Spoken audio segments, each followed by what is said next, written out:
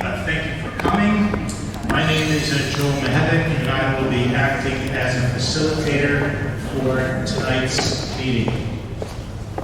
My role is to make sure that we have a smooth agenda that I'll get into in a minute or two, and to make sure that your questions are answered on this very, very important project for your community. We're going to start with a land acknowledgement that I'll ask the person, Natalie, who's doing the flipping, to put on. Oh, there it is. Okay. As is our custom in the city of Toronto, we do a land acknowledgement, and it's all the more appropriate given that this is about the Humber River and its tributaries. To commence this meeting, we would like to first take a moment to acknowledge the lands on which we are meeting. This land is the traditional territory of many nations, including the Mississaugas, the Credit, the Anishinaabe, the Chippewa, the Haudenosaunee, the Huron-Wendat people, and is now home to many diverse First Nations, Inuit, and Métis people. We also acknowledge that Toronto is covered by Treaty 13 with the Mississauga of the Credit. Okay, so tonight's meeting. The purpose of tonight's meeting is to provide an overall update on 3 major infrastructure projects happening in the Rockcliffe-Smythe area. More specifically, and the key piece of those 3 projects is really one of them, and that is Phase 1 of the Rockcliffe River Reed Flood Protection Project, which consists of the Jane Street and Scarlett Road bridges. And there'll be an explanation why those are the critical pieces that need to be dealt with. We will all, city staff, will also share details on how the construction for Phase 1 is being planned and coordinated, and to help you understand how the updated design will affect you and your community. So here's the agenda. The first 10-15 minutes, we will have a series of welcomes and introductions. We will have a staff presentation by these 2 fine people beside me for about 35 minutes to 7:20, and if all goes well, we will have a full hour and 10 minutes to have a Q&A period where your questions can be answered. In terms of introductions, we have a number of folks here who represent you on the political side. We will have, I understand he's running a bit late, Mohammed Firin, who's going to be coming shortly, and I'll leave some space for him to make some comments. MP Ahmed Hussein is not coming, unless it's a surprise, not coming. However, it's important to note that the federal government has provided $148 million for this project. We have Nicholas Valverde, Deputy Director of Legislative Affairs and Budget from the Office of Mayor Melinda Chow. He's here and he'll say a few words in a second. And we have Councillor Francis Nunziata, who will now address you with her opening comments. Councillor Nunziata. Thank you, Joe, and I want to thank everyone for attending this very important meeting. And it's nice to see so many people out in the middle of the summer. One thing is good, we have air conditioning, right? It's a beautiful facility. But I want to welcome everyone to this meeting, and as Joe mentioned, our provincial member, Mohammed Firin, he'll be here in a few minutes. And as was mentioned as well, we received $148 million from the federal government on this project. So I want to thank the federal government that contributed those funds, and we're hoping the province as well would contribute funds as well. Tonight's meeting, as Joe mentioned, is to give you an update on the project. It's been a while since we've had a meeting and updated the residents, so this is the opportunity for us to show what we've done to date and how the project is moving along. And so I'm going to pass it now on to Nicholas from the Mayor's Office to say a few words, and then when Mohammed comes in, he will say a few words. So thank you, and thank you to Joe. Joe will be facilitating the meeting and through the whole evening, and then staff will be making the presentations. And we will open up for questions and answers at the end of the presentation. Andrew? Thanks very much. I won't take up too much of your time, just to say thank you all for coming.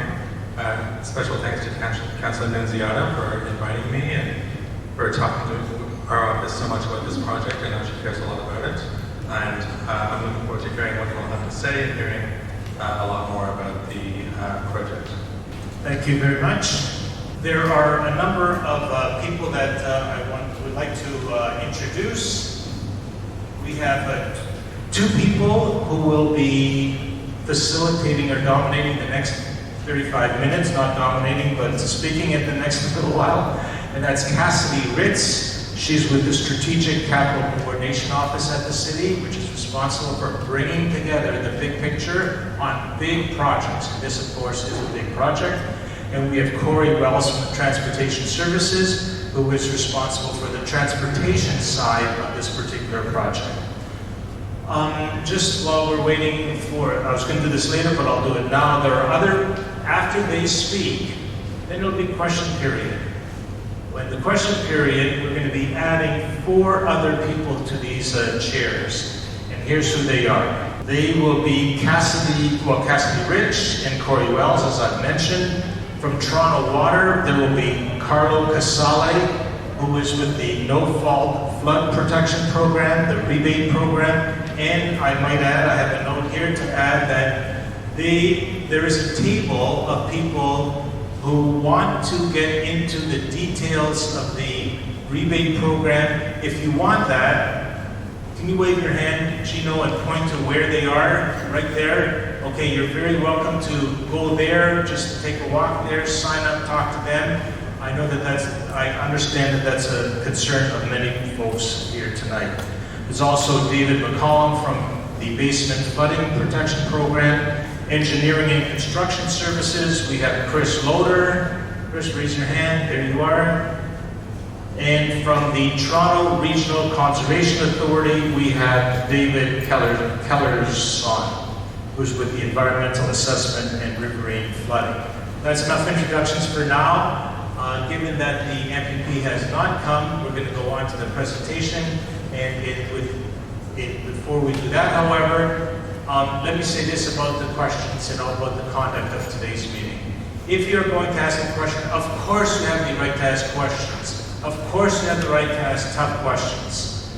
However, be brief. Limit yourself to 1 question or comment when it is your turn to speak. If there's a second thing that is really pressing on you, you can go to the end of the line. And if there is time, of course, we will welcome that second question. I will give you a signal at about the 1.5 minute mark. And I'll just do this, which suggests to you that you might want to wrap up your comments. There's a mic here, there's a mic there at the appropriate time. And of course, be respectful. The City of Toronto is an inclusive public organization. So discriminatory, prejudicial, or hateful comments or questions, simply, that's not us. That's not how we do business. And we simply ask that not happen. We want to hear from you. All your questions are good questions, and your questions come at the end of the presentation. So 35 minutes of presentations, and then a full hour or more for questions that come from you. Okay, so now we're going to hear about a project overview and where things are at. And with that in mind, I'm going to invite Cassidy Ritz, again with Strategic Capital Coordination Office, to take you through a whole bunch of slides.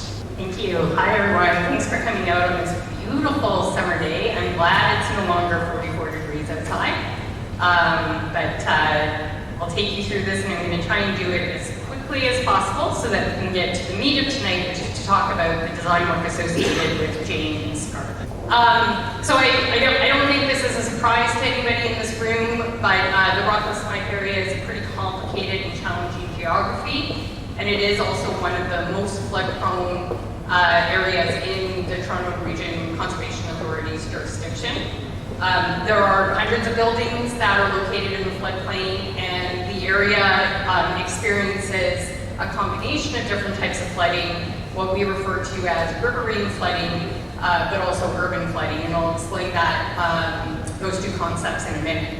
To address that riverine and that urban flooding, there are 3 really big, massive infrastructure projects that the city, in conjunction with the TRCA, are working to advance. We have been planning them for many, many years. They take a long time to go through the process. So I'll give you an overview of what those projects are, and then I'll also just give you an update on the status of where they're at and what you can sort of expect next. So just flood risk 101. So riverine flooding, as the name suggests, it rains a lot. The river fills up, it overtops its banks, and now there's sort of water that's kind of free-flowing sort of everywhere. So that happens down in this area, and it happens relatively frequently, and there are different intensities of storms where it also occurs.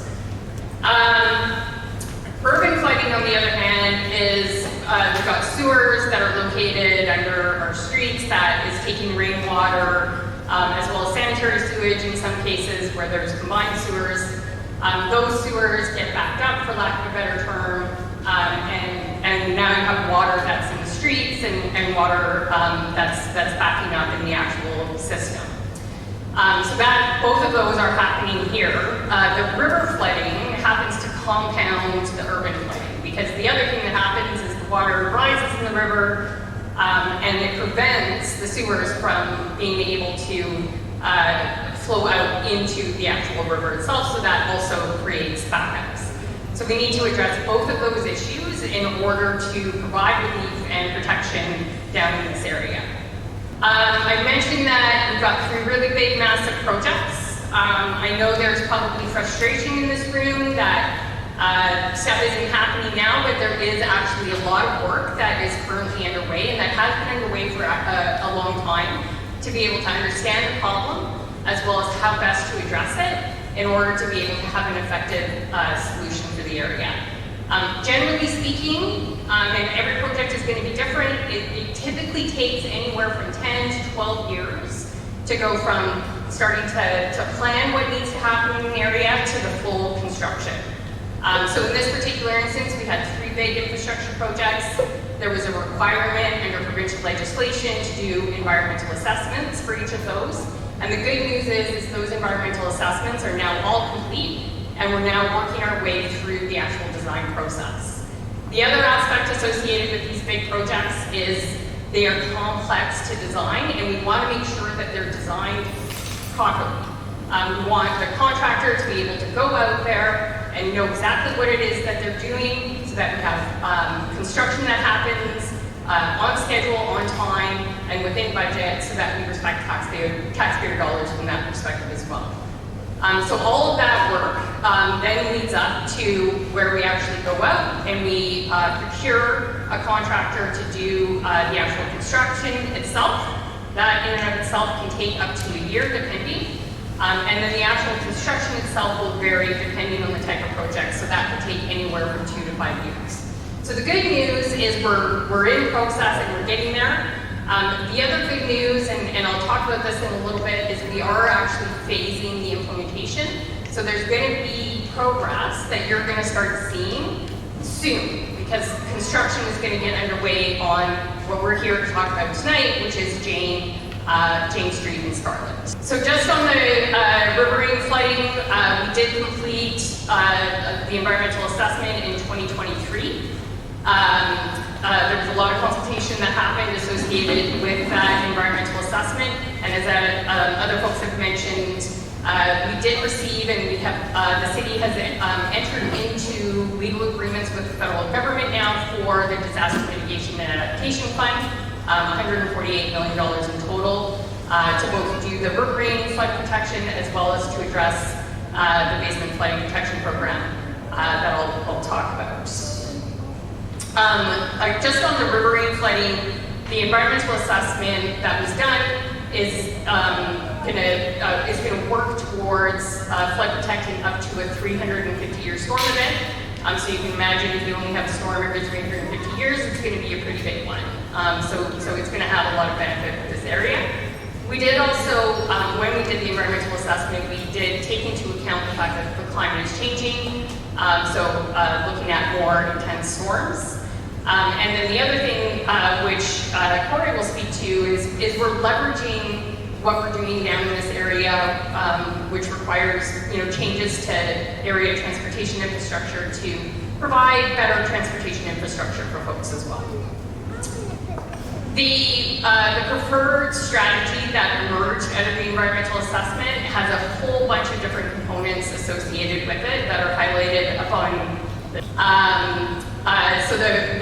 and also shown in phases. So the first phase are the purple areas, so the A and the B, which is Jane and Scarlett. The second phase is the blue, the C, D, and E. So there's a widening of the existing concrete channel associated with Black Creek. We'll also have to widen the Rockcliffe Boulevard Bridge as a result of widening the Black Creek channel. And then there's also a flood protection wall that way up there in the north with the E that will also get constructed. And then the last phase of the project is the widening of Blackbeard Creek, which is shown in orange, and there's also some associated culvert replacements that occur with that. So just on the reducing of the urban flooding, so 2 projects that the city is advancing is going to help with that. So there's the basement flooding protection program. This is a program that applies citywide. There's lots of areas in the city that experience basement flooding, and the city has been tackling those areas over the last, I don't know, 10, 15 years, give or take. There's also the Black Creek Sanitary Trunk Sewer Project, which is a massive project that goes all the way up Keel to past Finch Avenue.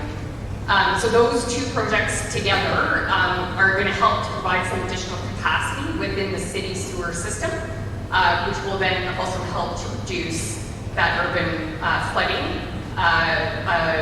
that folks are experiencing in this area.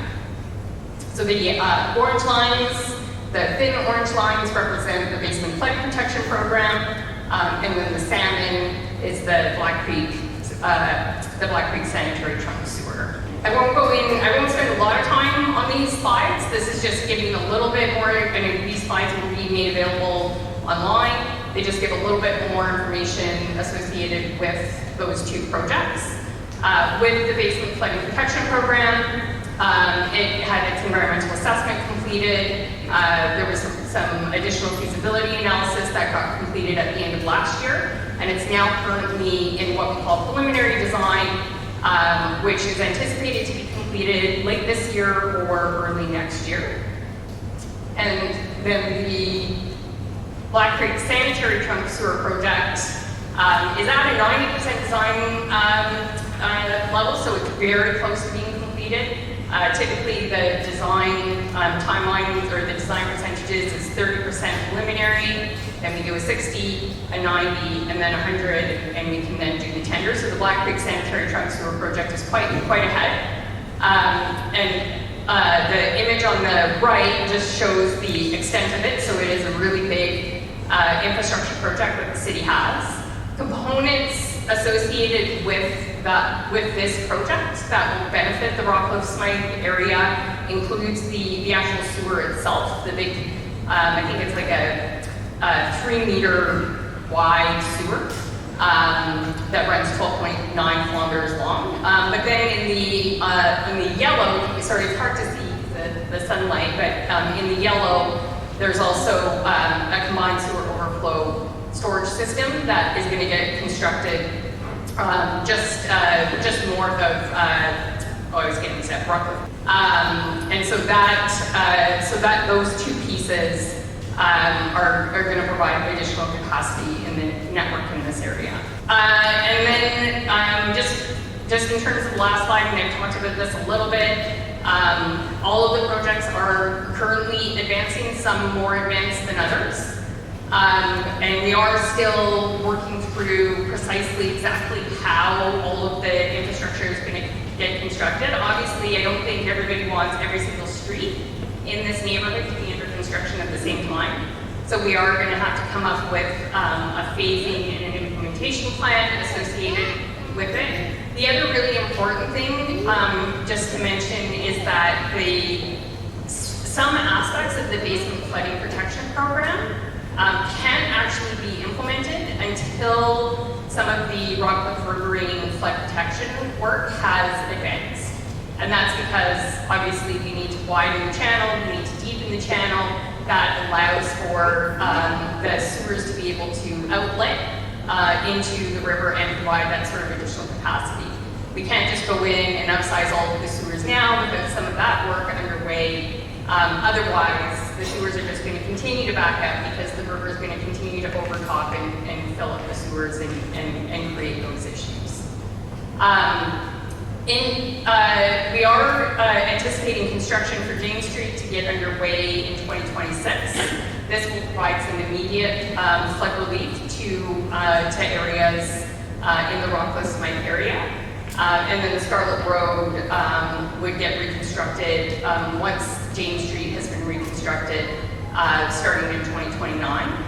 The other components associated with the riverine flooding, construction is anticipated to begin in 2030 and end in 2033. And then the basement flooding protection program, some components of it is anticipated to have construction start in 2029. It's a big program and is slated to be fully completed currently in 2033. And then the Black Creek Sanitary Trunk Sewer Project is going to have shovels in the ground starting next year.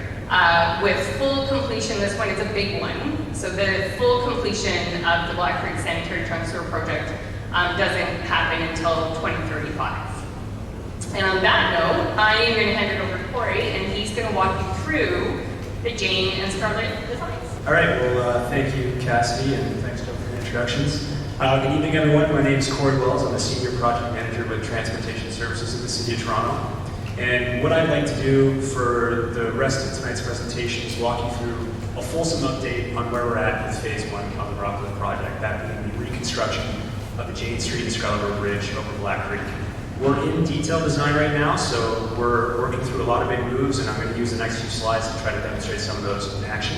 And what I'll do first, though, is Cassidy, a few slides back, had talked about the EA that was undertaken. And so this was a collaborative effort between TRC and the City of Toronto, and we completed the environmental assessment in 2023.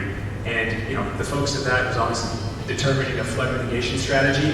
And as part of that strategy, we did identify some additional enhancements and improvements we can make to the streetscape. And so we are carrying those over into the detailed design phase, and I'll be touching on these in a lot more detail in the coming slides. But at a glance, if we think about Jane Street, this would include things like providing for improved accessibility on the sidewalks, making them wider, a provision for cycling infrastructure on Jane Street, and considering that we're making the bridge deck on Jane wider, accommodating for a future transit facility. And again, I'll touch on all of these in more detail shortly. With respect to Scarlett Road, some of the EA outcomes we carried over was really maintaining existing. So what I mean by that is making sure that we're maintaining the existing number of infinite through lanes, so one in each direction, and then building off of some active transportation infrastructure that was already in place. So the cycle tracks on Scarlett Road that were built in 2019 and 2020. And similar to Jane Street, improving some of the sidewalk widths. So we'll jump right into Jane Street and Scarlett Road. So we're making some fairly significant infrastructure enhancements as part of this work, but both will have the same objective. The key thing here is removing that existing pinch point for water flow during storm events, so we can increase the capacity of the channel to transmit water. In order to do this, we have to make larger and wider bridge decks to accommodate a larger channel opening underneath them. If we zoom in first to what we're proposing to undertake as part of the Jane Street Bridge and Channel Works, we have a simplified rendering on the screen here. This is a conceptual elevation view of, if you were standing in the channel, I don't recommend that, but if you're looking east upstream of Black Creek, you can see we'll have a wider, longer bridge deck for Jane Street, but the key thing to take away from this image is that that existing hydraulic pinch point, that blockage for water flow is removed, and we'll have a wider and deeper channel for flood flow. There's a couple other elements that we're going to be implementing for this work. I'll be touching them in different slides, but for instance, we're going to be realigning some of the multi-use trail infrastructure to accommodate this larger bridge footprint. There'll be a switchback trail system we'll be reconstructing on the southwest side of Jane. A new multi-use trail will be built along the north portion of the concrete channel, and we'll be implementing a comprehensive landscape strategy that I'll also be touching on shortly.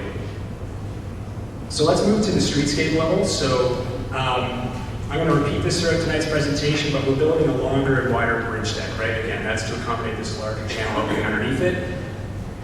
Consequently, there's going to be some modifications proposed to Chicken Street as part of this work, and there's a few reasons for this. One is that we want to be able to accommodate the larger structure. We want to maintain the same number of vehicular through lanes, so 2 in each direction, and we want to do this while avoiding private property impacts. So, as I mentioned, there were some enhancements that we identified in the environmental assessment process we completed in 2023, and we're carrying those over into the detailed design process. Some of those at a glance include improvements to the existing intersections in terms of safety. That's at the Jane and Alliance intersection to the north, and then the Jane and Haney intersection to the south. Wider sidewalks that better meet the city's accessibility standards, protected unidirectional cycle tracks between those 2 bookending intersections. As I mentioned, we'll be realigning some of the multi-use trails to accommodate that larger bridge footprint. Perhaps not as exciting, but we will be making improvements to and relocating some of the utilities. And as I mentioned previously, because we're building this wider bridge deck, we're thinking ahead and future-proofing the structure to accommodate potentially a future transit facility. Again, that's not part of this work, but the intention there is, 5, 10, 15, 20 years time, if there's ever an initiative like that taking place, considering that this new bridge has got a 75-year design life, it could avoid having to rebuild the bridge and start from scratch. So this project has a lot of big moves. It's hard to conceptualize what we're talking about often. So on this slide and a few more, we've attempted to create some simplified renderings to help demonstrate how all these puzzle pieces fit together. You may have already seen, we do have them printed around the event space tonight too, so if you haven't had a chance to take a look, I recommend after the Q&A, please feel free to walk around. We'll have staff assigned to those panels and we can certainly answer any additional questions you have. But what we're looking at here is a simplified cross-section of what the new Jane Street Bridge will look like. It's from the perspective of looking north of the structure. As I mentioned, we're maintaining the existing number of vehicular through lanes, right? So 2 in the southbound, 2 in the northbound direction. We'll have these protected cycle tracks on the east and west side of the bridge. They'll be protected by a concrete barrier with a railing system. And then these cycle tracks will immediately abut the sidewalks. And there'll be a minor grade differential between the cycle track and the sidewalk, and that's pretty much to provide a tactile and visual differentiation between the 2 facilities from a safety perspective. And as I mentioned, we'll be making wider sidewalks. They'll be about 2.1 meters. Right now, they're a bit undersized, so that should improve accessibility as well. Okay, so what we're looking at here is a nice bird's eye view of what the future Jane Street Bridge and Channel Works will look like. This is from the perspective of looking northeast, so we're kind of looking towards Alliance Avenue. It highlights some of the big moves we're making and how they're going to be fitting together. So first and foremost, which probably stands out to you all, is the new Black Creek Channel, wider and deeper structure. We have Jane Street Bridge, again, a longer and wider bridge deck.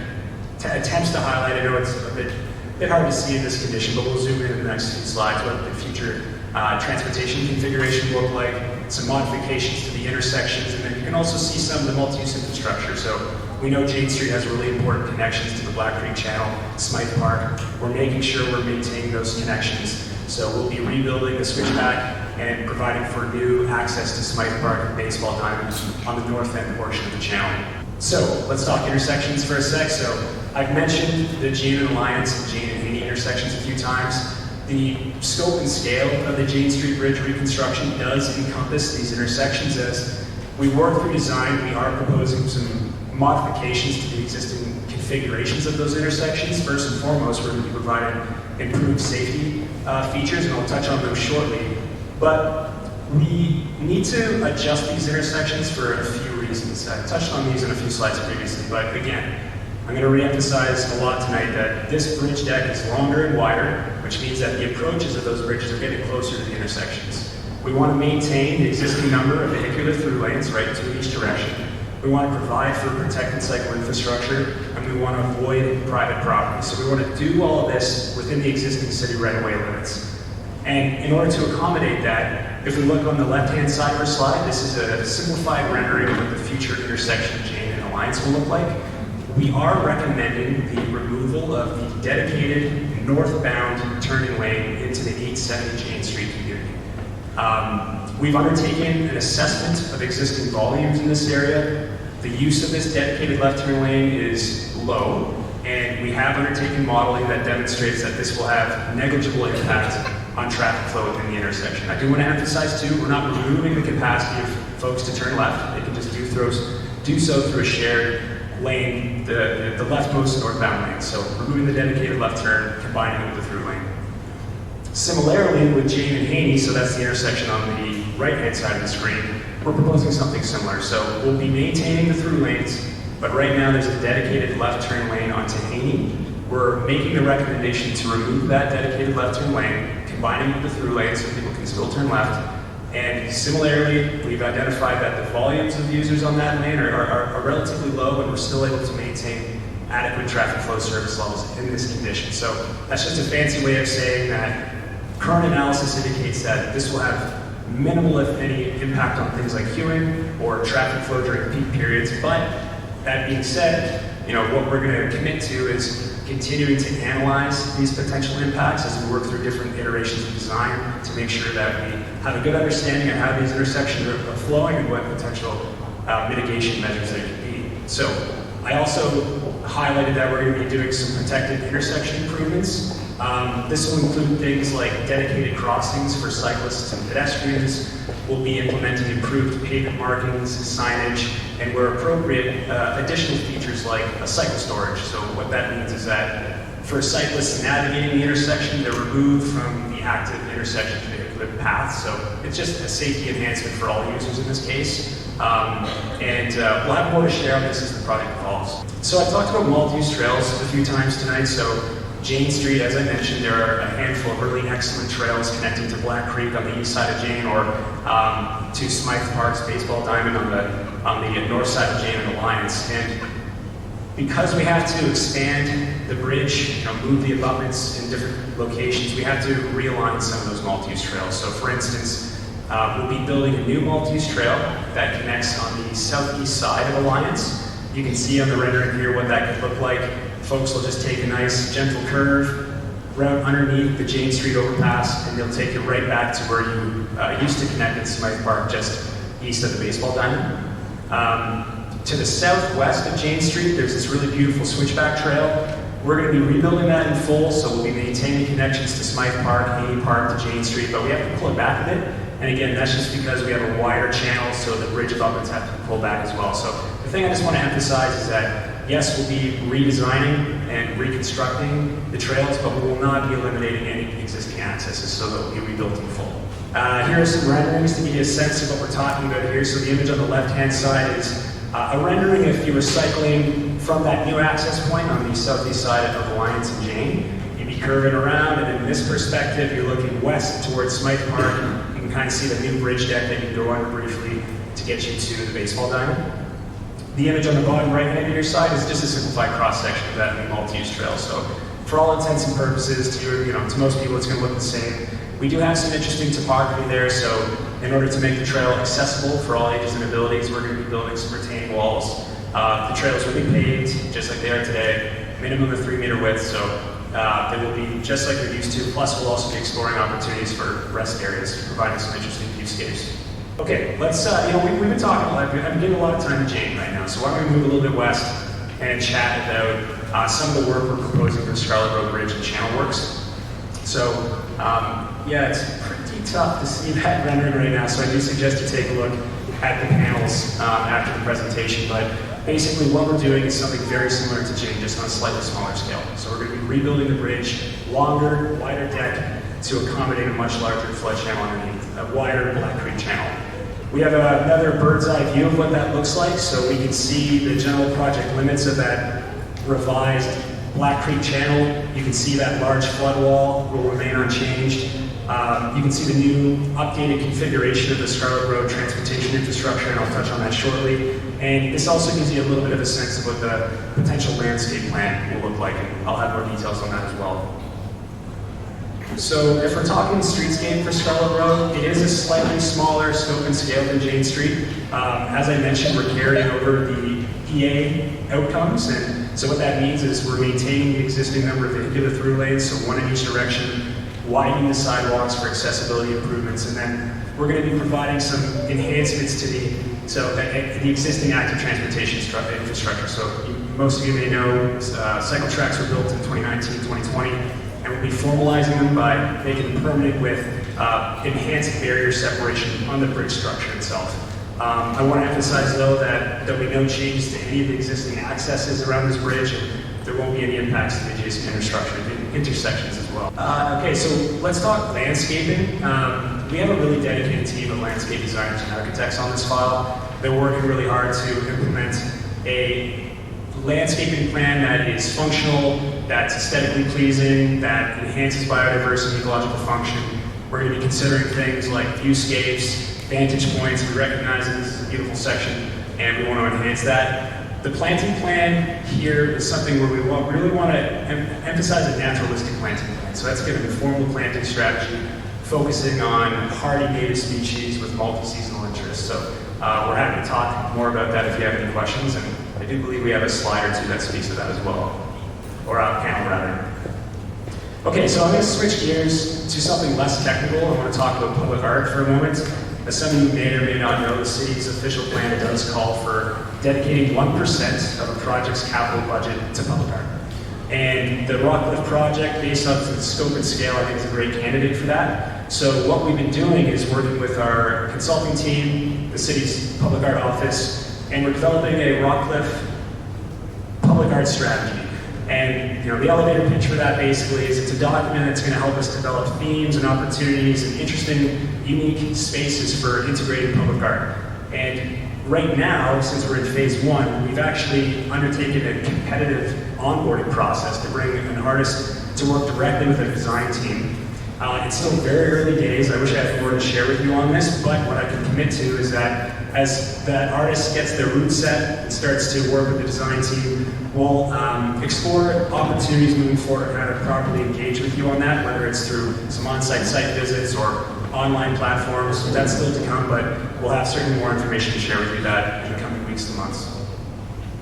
Okay, I think I'm getting pretty close. I'm sure you guys are eager to ask some questions, so I just want to talk a little bit about construction impacts. So obviously, any project, particularly one of this scope and scale, is not without its potential impacts to the community, right? So what we've been doing at every iteration of design is making sure that we're working closely with our design partners to determine what those impacts are and come up with a really comprehensive mitigation plan, okay? This is a non-exhaustive list, but I want to just emphasize that during the construction period, we're going to be maintaining one lane of traffic in each direction for both bridges. Sidewalk access will always be maintained. Access to the multi-use trails, so as I mentioned, we're going to be realigning some trail systems. It's unclear if those will remain open during the construction process, though there are alternate routes to and from Smythe Park and Black Creek, so we're not eliminating access to that location. But I will emphasize as well that this work will have no physical impact on that really excellent community pool, the playground, the baseball diamond, what have you. Okay, so wrapping up, I think this is perhaps the second last slide, but in terms of next steps, we got our work cut out first here. We're working to finalize the designs, especially after this first important touch point with you all. We're going to be gearing up to develop some and submit for some permitting, and we're in a position to really tender and hire a contractor for construction in 2026, so that's very exciting. In parallel with this, we're actually working to get geared up and ready to implement phases 2 and 3 of the Rockcliffe flood mitigation project. And I just want to let you all know too that before we begin construction, we'll have another town hall. We'll be issuing a notice of construction, so we'll have another excellent touch point with you guys before we actually get shovels in the ground. Thank you very much. That was very, very helpful. Oh, it's a lot of information, a lot of slides there.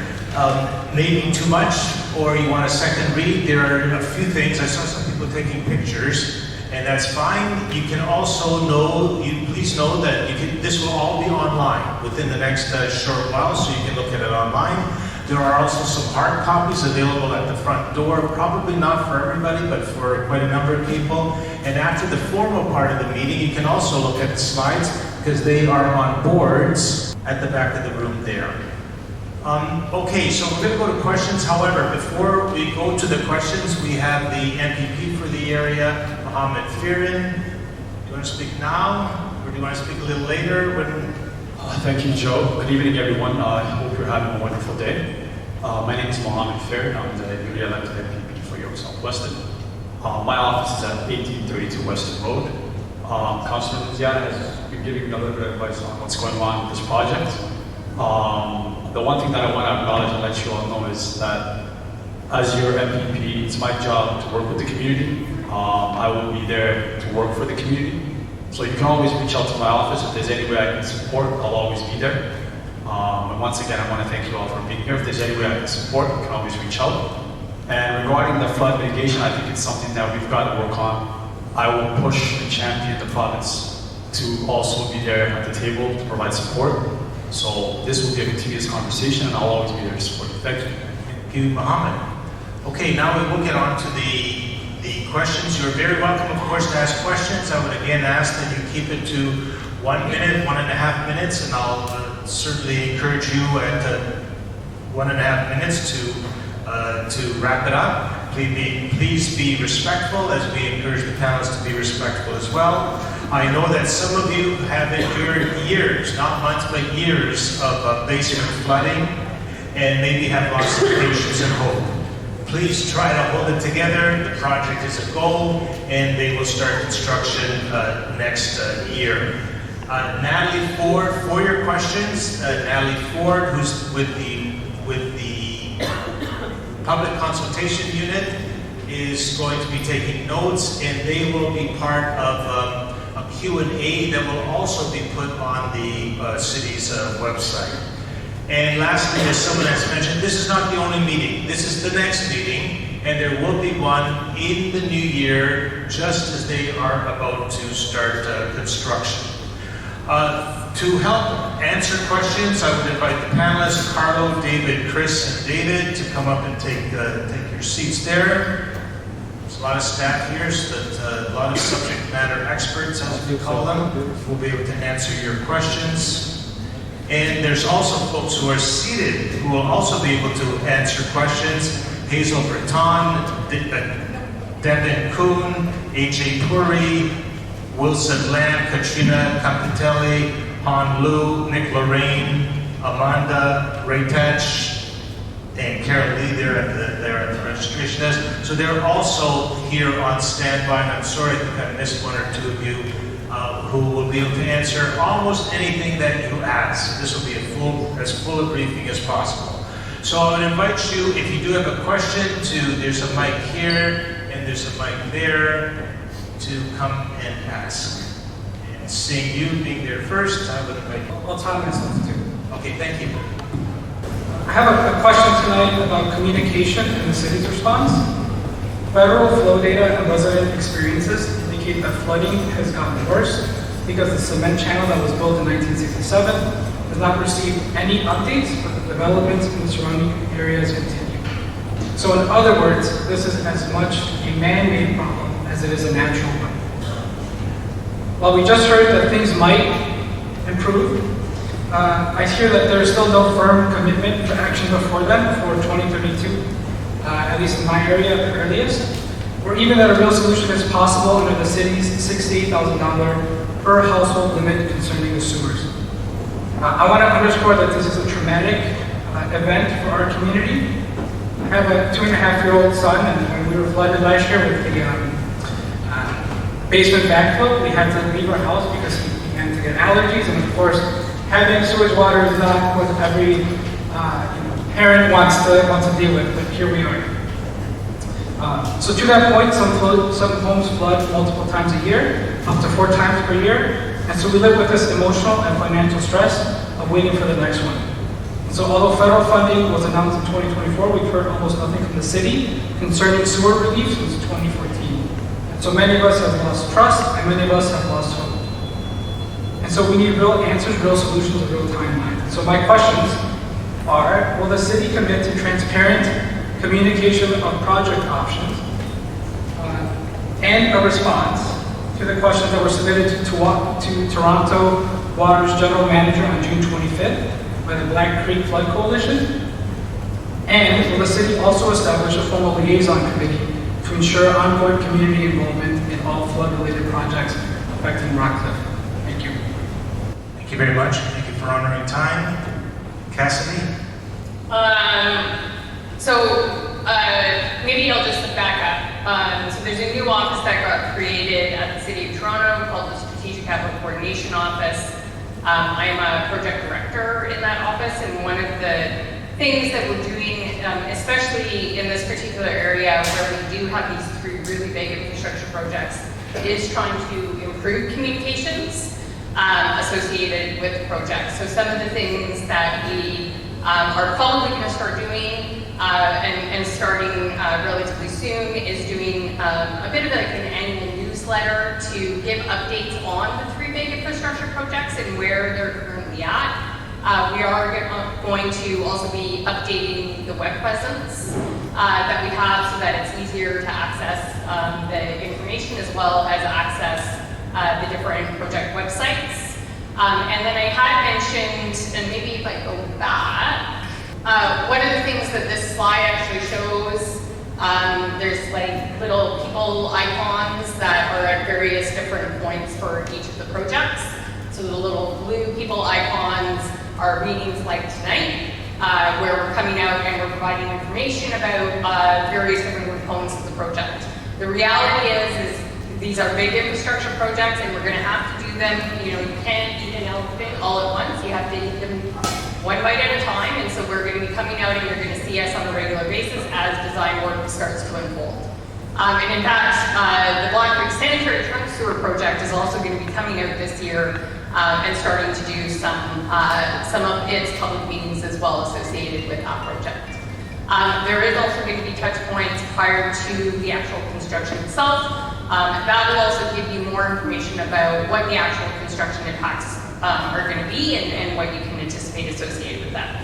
So I think that was question number 1 I answered. You were very proficient in answering your questions. There were some questions that were submitted to the General Manager of Toronto Water, Lou DeGeronimo. Some of them are technical in nature, and we are currently working our way through and providing responses. So folks who were part of the submission of those questions can expect to get some answers to those soon. And then just in terms of a formal liaison committee, I don't think we'll be setting up a formal liaison committee. I think I'm interested in hearing from the community about why a liaison committee is being requested. Is it just for better communication, or what's the purpose associated with that? So I think if folks want to come up to me afterwards and have a conversation about the liaison committee, I just want a better understanding of what it is that you're hoping to get from it. Thank you. Oh, no. Thank you. We'll go to this mic over here. Hi, my name is Tanya, and I'm a resident of the community. It's been a long time. We've been talking about flooding. I've been hearing about it for the last 15 years. Fortunately, I don't get flooded. But residents from Hilldale here, for example, Peter and many others, very senior members, have been hearing the same story with a different spin for decades with no outcome. So when we talk about betrayal of trust, it's real, and they live it. And as you heard, some people last summer were flooded 4 times, and the dollar signs are still ringing out. We're in the thousands and thousands of dollars. That aside, I can't help but want to address the elephant in the room here, which is, Joe, we spoke earlier, and I wanted to ask you, do you have any conflicts of interest to declare at this meeting tonight? Because I find it very interesting that you're here hosting this meeting. Is there anything you want to... Sorry? Finish your question. My question is, do you have any conflicts of interest being here as a registered lobbyist, previously working for St. Helens, who happens to own a piece of land in Rockcliffe Court? That's one piece. We were over at Rockcliffe Middle School and had a meeting about proposed redevelopment and rezoning of that area, and I believe we didn't know at the time, but it was on record somewhere that you were there emceeing that meeting, but also a registered lobbyist for St. Helens, so I find that a bit disturbing. You're also now a paid consultant and formerly the deputy mayor for the city of York, while Francis Nunziata was mayor. So there's a lot of history in this room, and I just want to acknowledge that. A lot of the old timers know that too. And I asked you from the top and ahead of time, do you have any conflicts of interest? That was number 1. Thank you very much for your question. I have no conflicts of interest in today's meeting. I don't work for Stantec. I don't, an independent, yes, consultant. Sometimes I work for developers. Sometimes I work for community groups. Sometimes I work for other departments in the city. I do contracts here and there as they become available. So today, I do not have any conflict of interest in facilitating this meeting. Thank you very much. Do you work for St. Helens?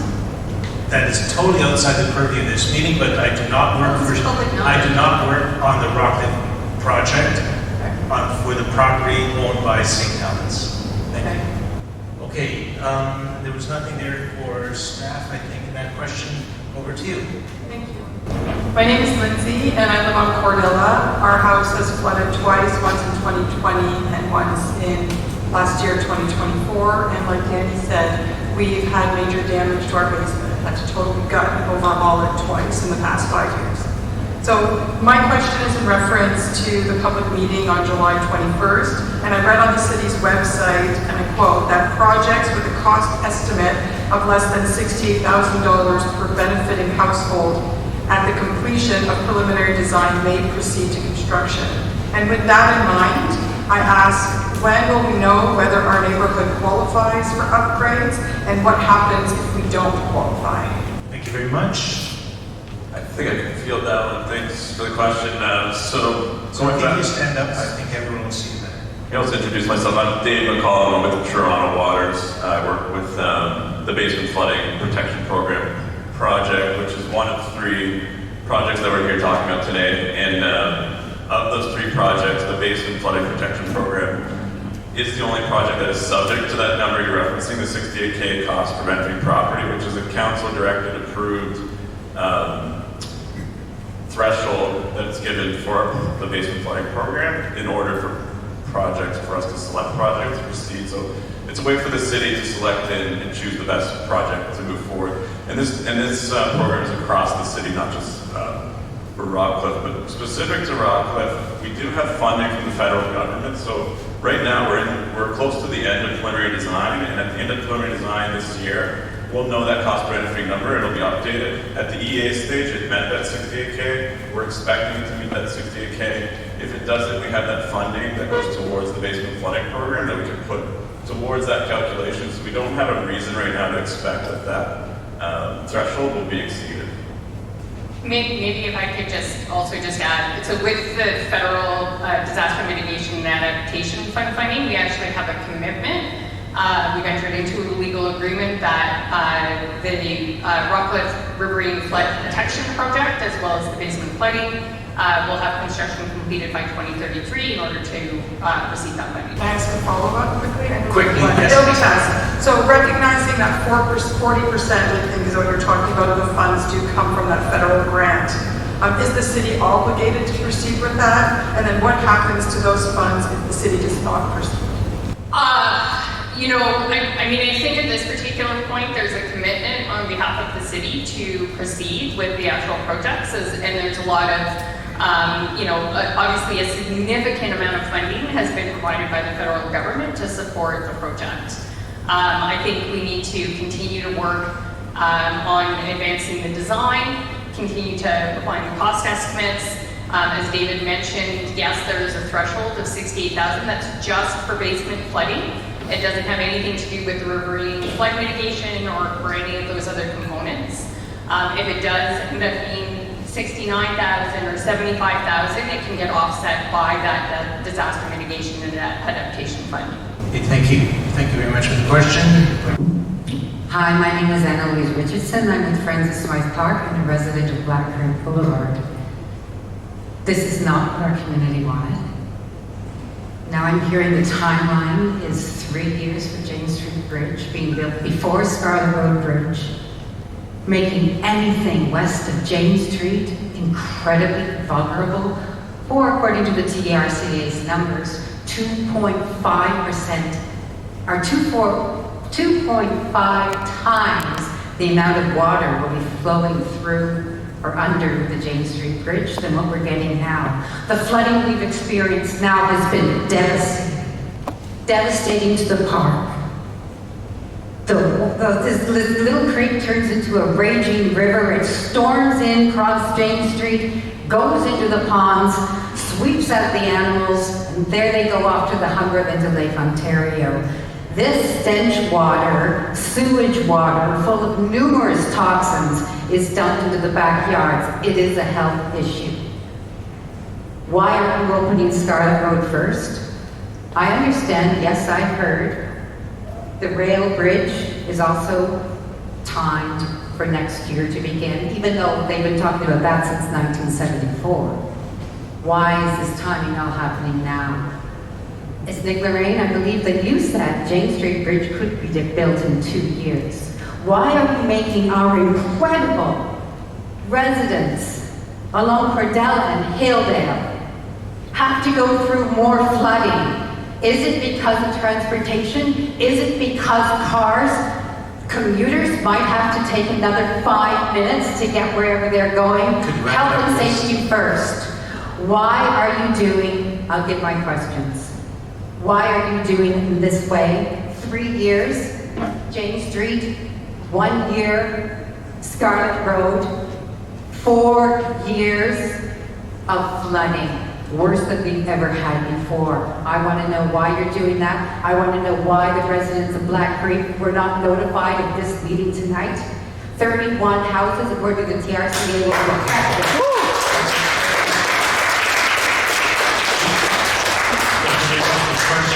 So the issue of timing and the issue of notice. Who can deal with why the timing of how the timing of the 3 phases was figured out and why it takes? So I'm going to maybe start, but I'm not a technical person, and so I might have David and or Nick assist on this. But just in terms of why James Street happens first, there was a lot of modeling work that got done as part of the both the feasibility study that got completed in 2020 and the environmental assessment that got completed in 2023, which showed that there was a good reduction in flood risk associated with doing James Street first. It's my understanding, if I'm not mistaken, that the reason why Scarlett Road happens after is it doesn't provide any additional flood relief, but it has to do with how the water sort of flows through the actual channel itself. I don't know if I got that right, David. Hello, David Kellerston, Toronto Region Conservation Authority. The way I understand it is there's a really big benefit from James Street, so they want to try and get as much benefit as quickly as possible. There is a benefit to Scarlett crossing as well. There were comments and considerations that we considered during the EA stage, and that's why Scarlett is lumped with the James Street project, so the design's together. Okay, thank you. And there was a question around notice. Can anyone say how this meeting got advertised? While Natalie comes up, she's going to give you some of the details associated with it, but there's a postal drop. So yes, the public meeting notice was distributed to the Widening Canada Post, to the community in the surrounding areas along both James Street, Scarlett Road, which did include the Black Creek Boulevard area. We have since confirmed with Canada Post, the city staff did reach out to Canada Post to determine if the mail outs did go out, and they did confirm that they did. However, if there was any resident that did not receive any of the notices, please reach out to us on our webpage. You can go on and send us an email at rockcliffe@toronto.ca so that we can address this issue and we can look into it. And thank you, Natalie. This gentleman here. Thank you for your passion. We appreciate that. I second your comment that no one on my name's John. I live on the south side of Black Creek Boulevard. To my knowledge, no one on Black Creek Boulevard was notified of this meeting, and it wasn't mentioned in our councillor's email blast that comes out each week. That's just a preamble. I'm referring to the information on page 14. I note that there's an outline for a 350-year flood event. In the past 12 years, we've had 2 of those, according to the blue area on the left-hand side of the diagram on page 14. So the 350-year flood event that you have here is wildly inaccurate. In 2013, the storm that flooded Smythe Park backed up because of the bridge at Scarlett Road. And the water backed up. This diagram that you've got on page 14 shows that upriver from James Street, you're doing an enormous amount of work to bring down an enormous amount of water in a very fast time. That water is going to flow under the new bridge at James Street, and the flood area that you have pictured for the 350-year flood event is going to overwhelm the blue area that you've got there now by leaps and bounds.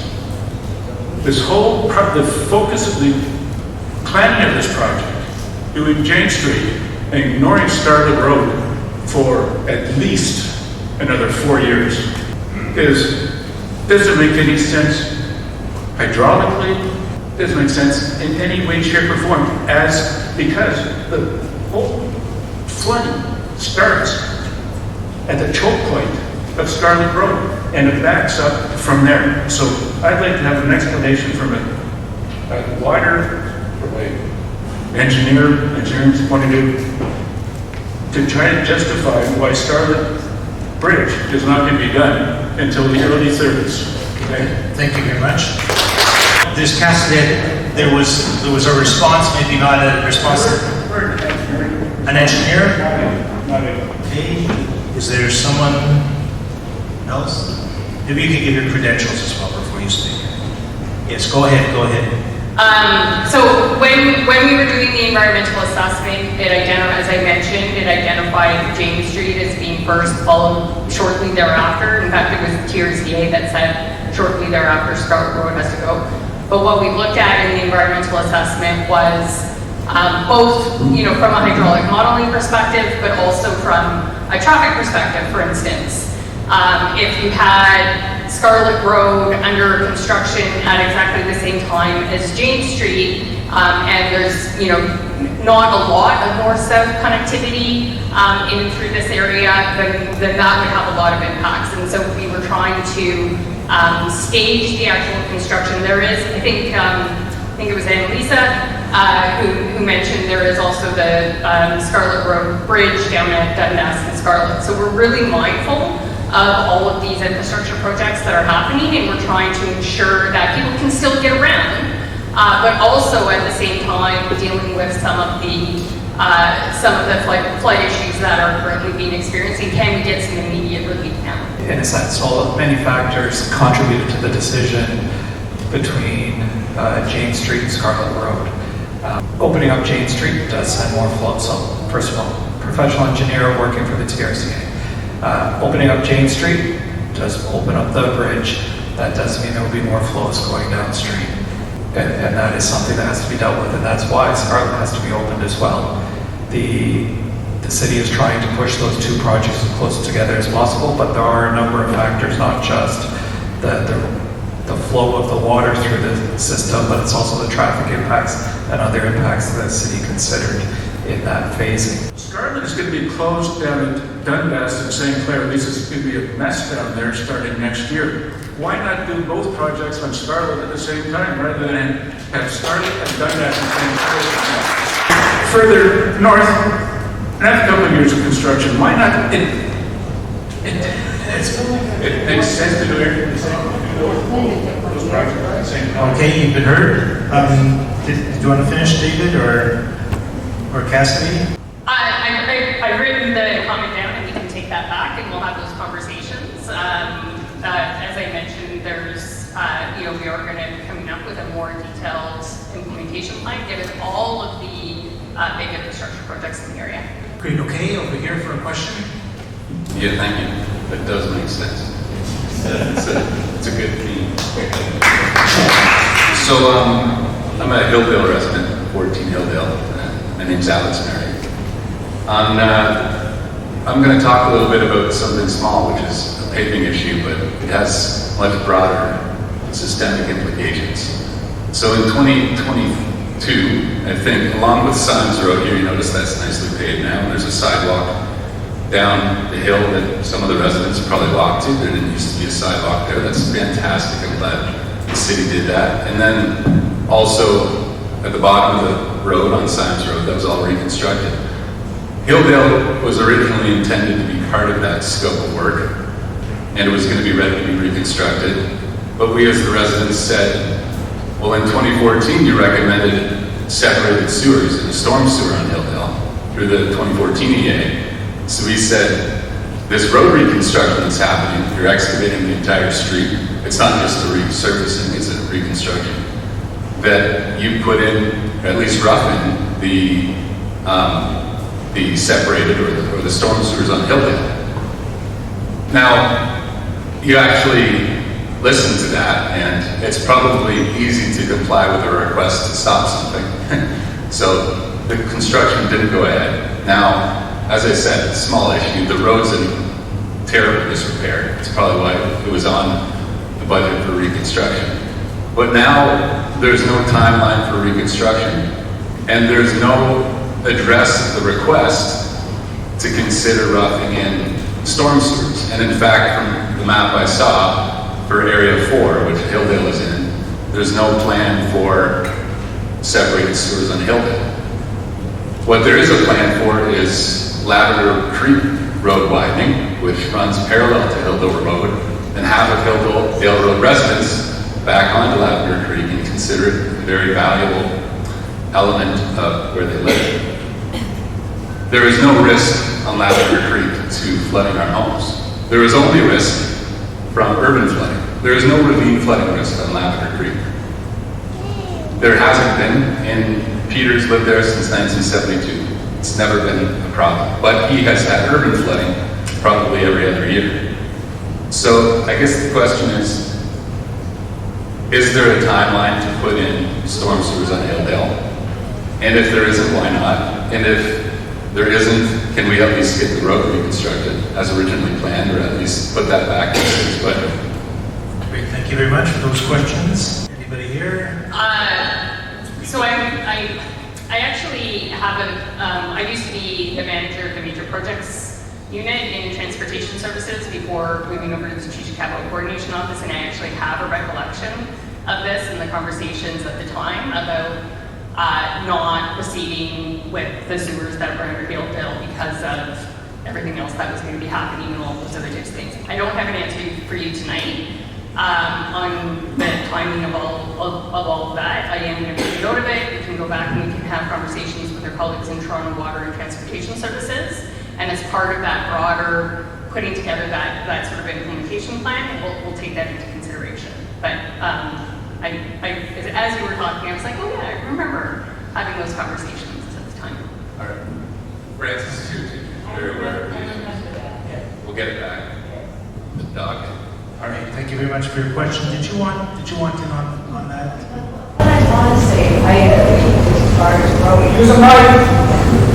I agree with Scarlett Bridge, so we should do the Scarlett Road at the same time because we're going to have a disruption for a few years. So I agree on your point.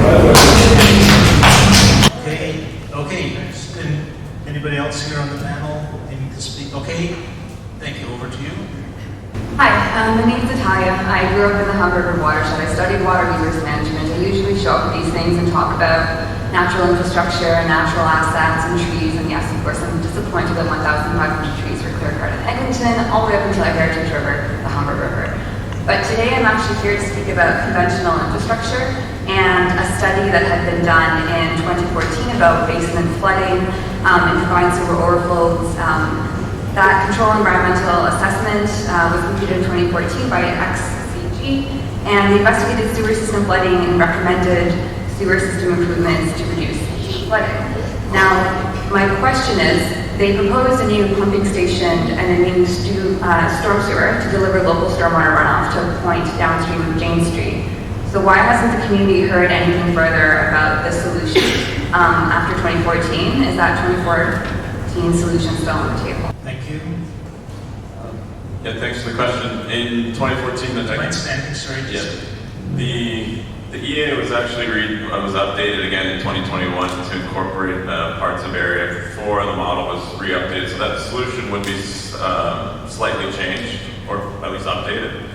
So that's the report I could connect you with. It should be online. I'm not sure where your resources for the 2014 sorry, does that answer your question? Cassidy, you're itching to say something here. Well, David, correct me if I got this wrong, because I sometimes get things wrong. Rarely, but sometimes kid. There is a pumping station, still currently, not a sanitary pumping station, but a storm pumping station, correct? Correct. There's still a storm pump station currently proposed at the preliminary design stage in the Black Creek West Park, I believe.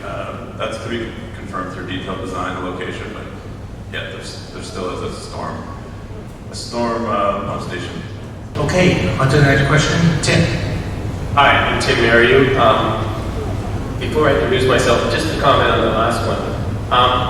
I believe in the 2014 study, that's not the basement flooding study, it had proposed a solution, a combination of the trunk storm you mentioned and the pump station that wasn't relying on the upgrade to Black Creek itself. So part of the point there is that solution didn't depend on the creek.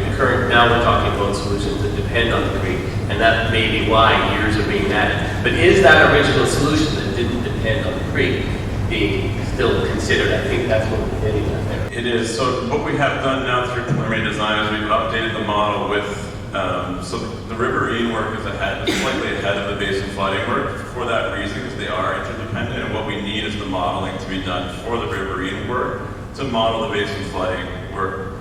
Just if you think about all the neighborhood flows, they flow down to that outlet into the river. So how we model that boundary condition is, it reflects like the elevation of the sewer system, the network that we're designing upstream. So part of the preliminary design that we just completed in January was an updated model to include the updated model from the riverine works, and that gives us a better idea of that solution, which we found we still need this stormwater pumping station. Okay, so my question is actually very short, but it's going to take me more than 1.5 minutes to set it up. That's kind of like... Just to be fair to everyone, how long do you need? I'll try for 3, but cut me off. Yeah. If 3 I'm cutting you off? Well, okay. Deal? Okay, it's a deal, because I can go to the back of the line and start over. The line isn't there very long. And David, you probably know what's coming. And so, I also, so last fall, I had a meeting, many of us had a meeting with the mayor on the driveways. And a resident spoke to me he said to me, I don't understand this Black Creek solution. You've got this narrow 12-meter channel, and it widens into a rectangle, a big trapezoid. And now to fix the problem of flooding beside the trapezoid, the rectangle, this is the piece between Weston Road and Hilldale, how is it that widening the downstream will fix the problem upstream? He says, it's like you have a 1-lane road going into a 2-lane road, now you're going to widen to 4 lanes and solve the problem. And this made me think, because I have noticed and experienced in my working career, and I am a water resources engineer and subject matter expert in flood risk, that residents have something to say, and they know more than all of us on what happens in their homes. They have remarkable insight into how they explain something. So this made me get into this. I said, what is really going on in this Black Creek? So I have a postgraduate degree in fluid mechanics and specifically open channel flow mechanics. So the first thing I did is I looked at the TRCA model that came up with a solution used, and I said, this doesn't make any sense. Widening the downstream cannot fix the problem up beside Cordella and, help me out, Humber Boulevard. And so then what I did is I built a computer model of it, and then I did a physical model of it, and some of you have seen the video. And so the physical model, the computer model, and my own understanding of mechanics all said the TRCA solution will not work. And then I sent it to 5 experts to review. And I even sent it to ChatGPT to review. They all came with the same answer and nothing matched. The TRCA answer. So then I got hold of their model, but I couldn't open it because it's proprietary, so I had to find a guy in New Zealand to open it for me and tell me what was going on, because nobody in Toronto will do anything if it upsets their client. So that's what they told me. So all of this to say, I came to the conclusion that the solution wouldn't work, and this means if we go ahead the way we are, we're going to build a solution to flooding. We're going to tell people they're removed from the 350-year floodplain, but they're not. They're not even removed from the floodplain that's flooding them today, which maybe is 50 years. Now, I have faith my conversations with David, that the TRCA and the city will address this concern. I don't believe they're going to go ahead. But with the way it is, you're going to tell me that I'm at the end of my time. So I'm going to ask a question. Well, it is 3 minutes. Okay, then I will ask it. That was till I got to the question.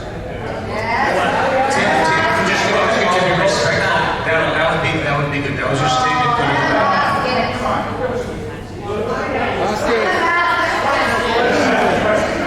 Okay, the group seems to want you to ask the question, but I can just ask David. I am asking this question on their behalf. So I think that what we should do here, and this is all part of the trust that needs to be built up that's been broken, that you could be a working group, which would include me on their behalf, if they agree, and your own consultant, and even the consultant that I recommend, we get together and figure out what's really going on with the modeling for this creek. And then if we can all agree, we can move on.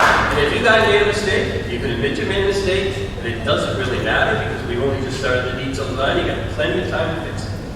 That's it.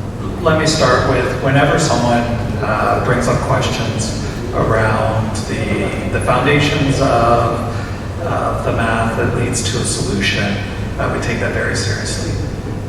You and I have had a number of conversations. I have shared all of that information provided with the city. I have been in conversations with them related to the design RFP they're working on. I do have faith that they're going to properly consider all of that. I also talked to some experts, but I think the really important part is that those elements are addressed as part of the next phases of design. But I still want to emphasize that the Jane Street and the Scarlett Road, regardless of that analysis, are still very beneficial to the community, and I think those should proceed while these questions are being answered. But I do have to say this, the TRCA does stand by the modeling still, but more conversations to come. Over to you. My name is Heidi Sarakidis, and I live both in the area on Dalrymple Drive, so that's about as close as Alliance Avenue and Rockcliffe as you can get, so I'm a few houses in. And I own a business in Jane Park Plaza. I have to admit that all of this conversation and all of these studies I've listened to, that there's no consensus. I'm getting a bit nervous. I haven't been flooded, but I hope the infrastructure redevelopment doesn't flood me. That's my personal comment. The other one has to do with picture 25 at Jane Street and Alliance Avenue, where there's been a considerable amount of effort put into making that intersection both broader and more, I'm going to say, clear. Just to the bottom left-hand side of the picture is a grass area that depicts, I'm assuming, the exit from Jane Park Plaza. And this is something I've brought up repeatedly and tried to bring up to TTC as well. And unless I'm misleading or misreading these arrows, the bus on whatever that is, Alliance Avenue, pulls over, sometimes to both the right and the left-hand side of the plaza, trying to get itself back on track. And what that does is it totally blocks not only the exit of the plaza, but then you're running into a situation where you have either a right or a left-hand turn. If you make the right-hand turn, what this also doesn't show is almost immediately after that is the stop to the Jane Street bus. So where you've done all these nice clear outlines, you've got the bike lanes going in, and all consideration to the traffic flow on that corner, I believe there's still a 5-foot boulevard from Alliance Avenue to where the private property of the plaza sits. I only know this because we tried to remove panhandlers, that there should be an easement for that bus. And this is creating sometimes a rush out of the plaza where I've been like the 9th car trying to get out. And then you have the traffic going across the street to Jane, like to the baseball diamond, because people use the parking lot. You have the townhouses, and you have this issue with the bus either parking, and sometimes there's 2 of them, on the right and the left-hand side of the plaza exits. There's so much opportunity to redevelop develop this here. I don't see that on the plan unless I'm reading it wrong. And I really think that, I'm not against the biking, but man, you gotta be an athlete, there's a hill coming down both ways. That if something is addressed, that this corner should also be looked at. Okay, thank you very much. Transportation. Yeah, no, that's honestly, I think this is a perfect example, at least for me, in transportation services, the kind of comments and questions I'm looking for.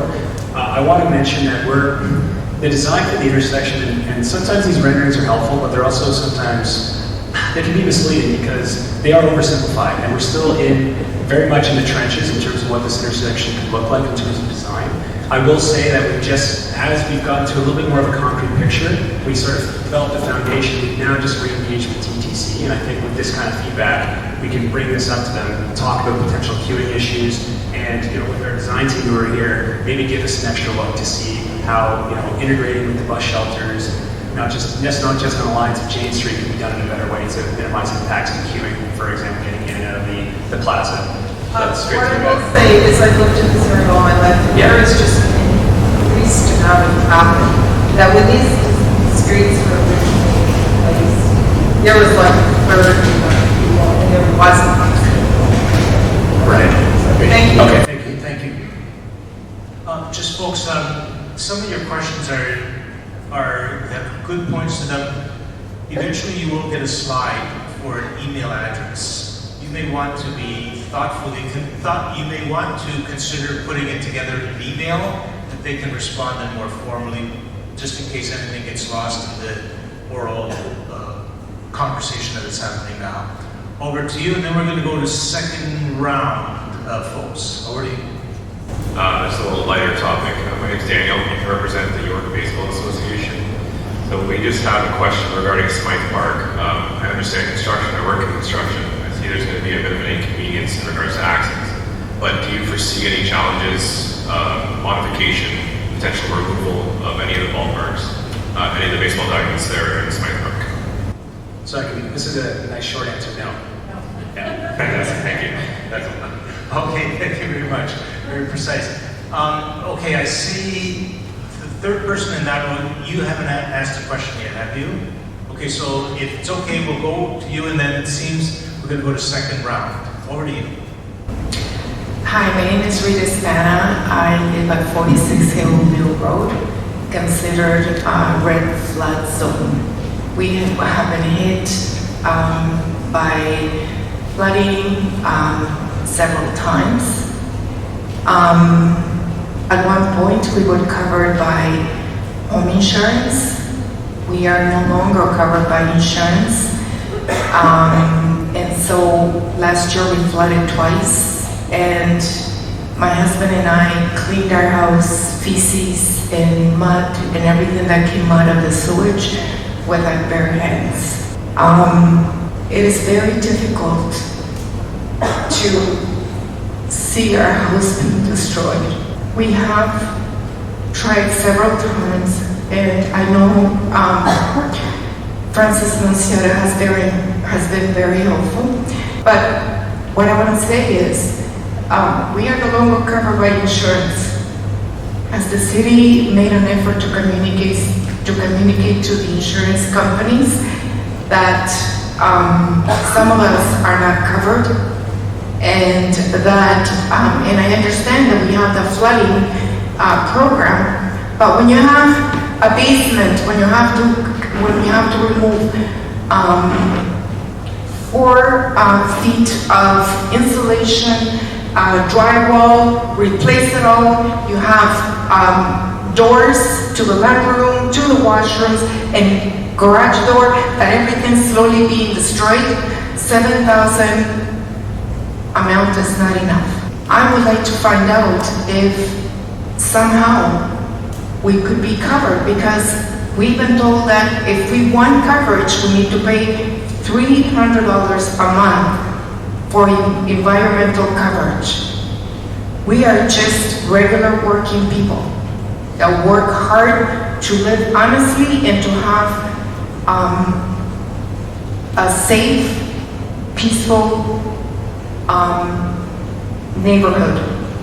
I cannot sleep when it rains or when it thunders, because I'm running down to the basement to see if I'm flooding. So my question to you is, has anyone communicated to the insurance companies? Because my neighborhood is known as the red flood zone. How are we going to recover? Very good question. Thank you for sharing that story. Hello. Yes. My name is Scarlett. First of all, I'm very sorry to hear about the flooding. It's a very unpleasant experience, I can only imagine. So what the city has, you mentioned $7,500 for the no-fault grant. That continues. You also asked about if there was any contact with other insurance companies. The only contact that's been made is with the Intact. And the city's, the mayor's also met with them, and we've met with them on consultation with other programs.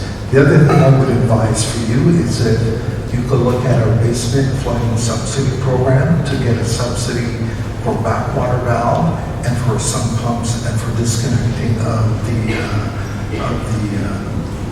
foundation drain. Those are the things that we have available. But again, I'm very sorry to hear about the flooding. Okay, I hope that's helpful. And again, there are people at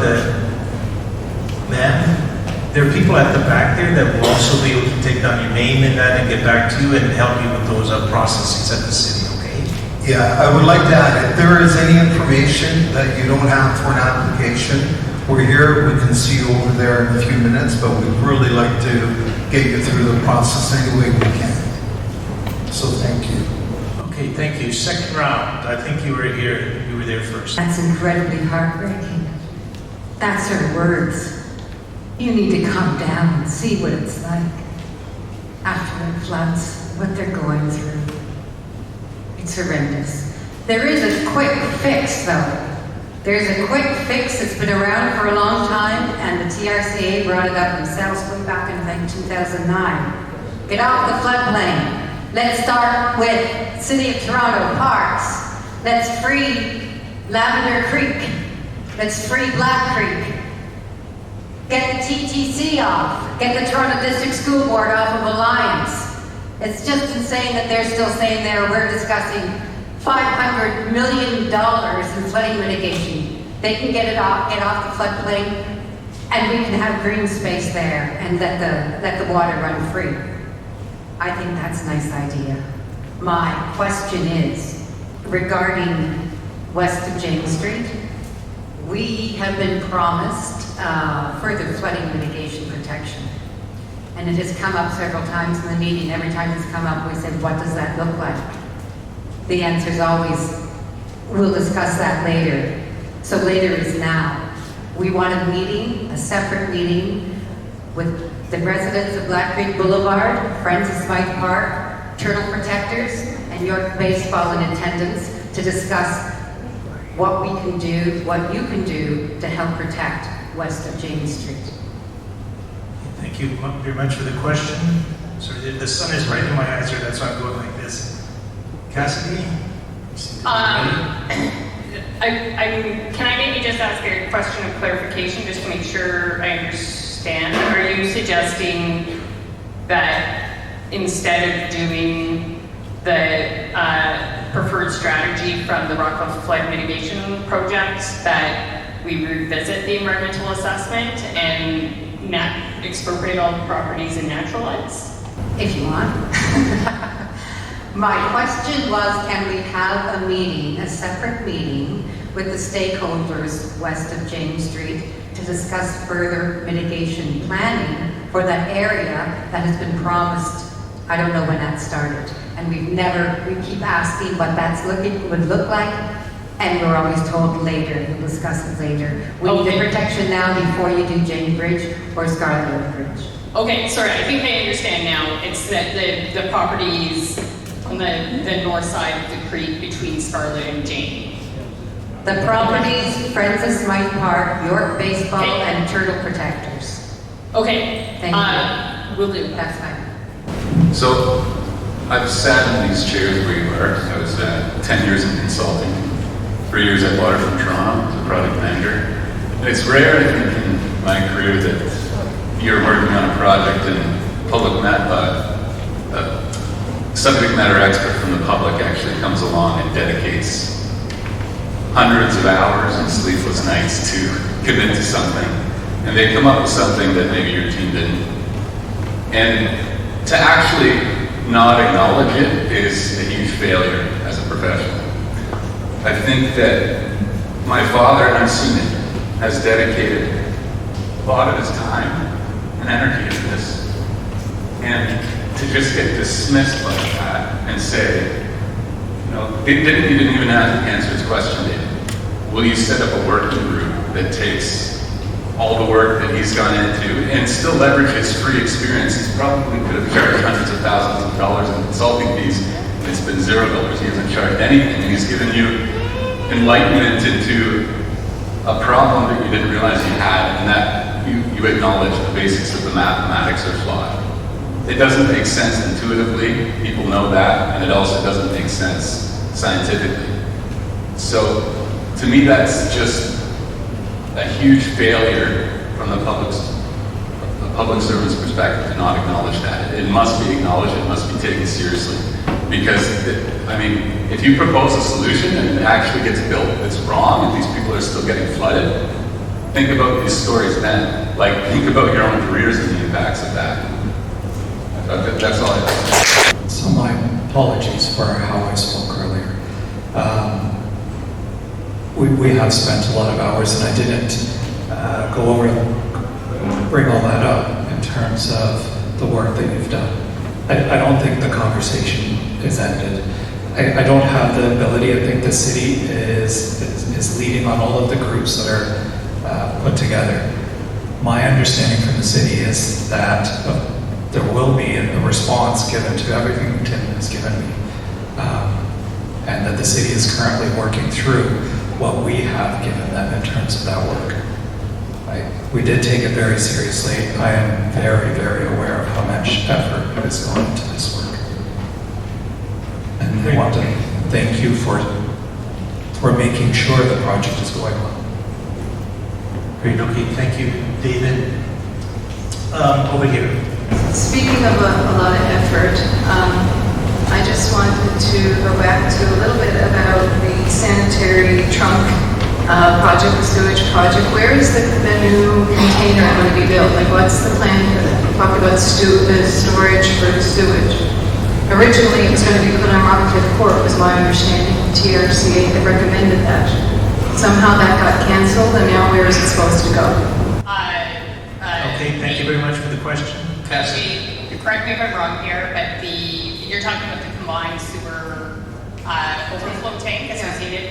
That's still proposed, it's still contemplated. Just on the north side. Well, you know how Rockcliffe Court does that weird kind of like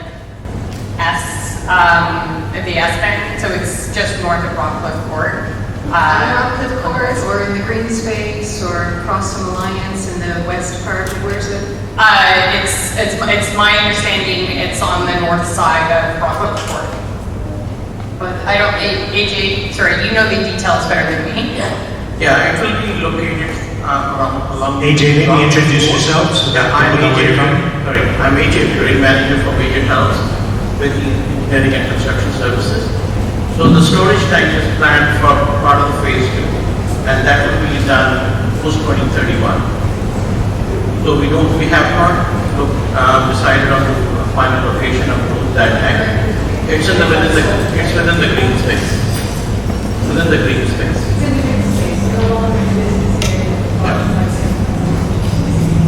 Okay, there's your answer. Will it be the same size? 36,000 in the sea. Okay, thank you. The only other thing I wanted to add here is, you just told us that the baseball diamonds are going to be okay, and I know somebody here with some York baseball. They might be okay with the design, but the 4 years that you're going to be working on the James Street Bridge, they're not going to be okay, because there's going to be a big flood, right? We know that. It's going to become a sewage holding tank. Smythe Park will be a sewage holding tank, because it's going to be widening upstream, and it's going to rush into the park, and it's going to sit there because a little plug at the end, the Smythe Bridge, is going to hold it in. And you guys know that. Let's be clear. Smythe Bridge is in its flood. It's July, right? Any day now we could have another one.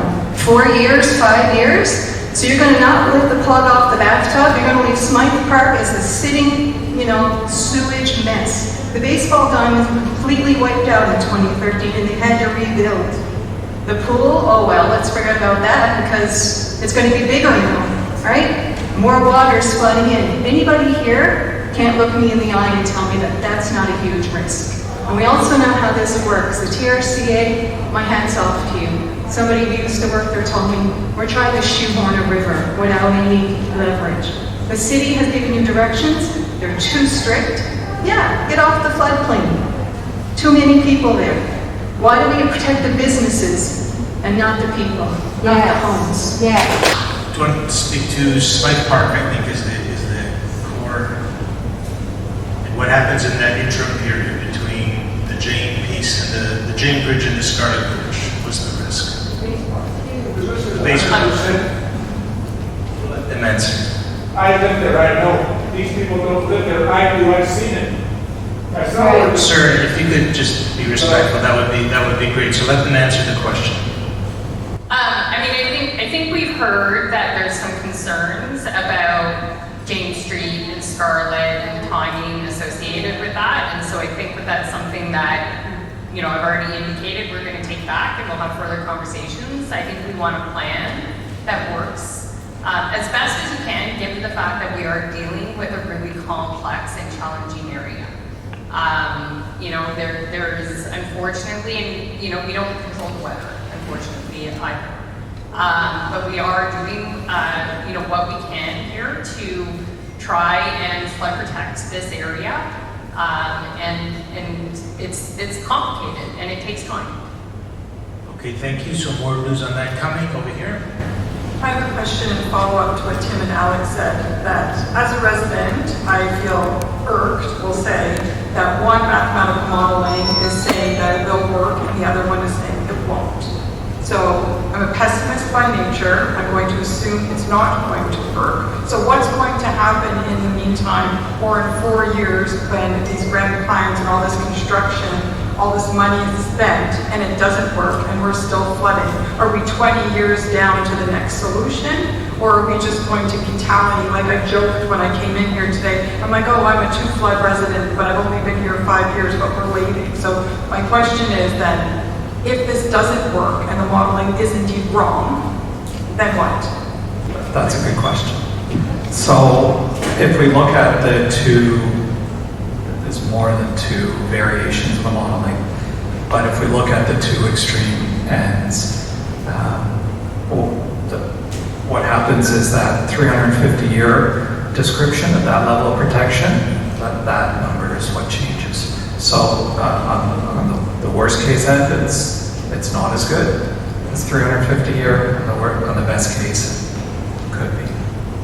So the Jane and Scarlett Bridge, which we came here today to focus on, will provide tremendous benefit to the communities. But to answer your question, the difference in the modeling is that difference in the level of protection that will be realized at the end of the day. We are doing our best to maximize that level of protection. Thank you. My name is Chiara. I have some questions about what can be done in the meantime. And Carlo, I know that you mentioned some of the city's subsidies programs. I don't know a single person in this floodplain that doesn't already have a black water valve, a sump pump, and all of those things. I know people in this room have taken every precaution they can take to protect their homes, but they're still flooding. And whether it's the Jane Street Bridge, the Scarlett Bridge, the trunk sewer system, all of these infrastructure projects that this community's been waiting for a long time and are now on the books with a timeline,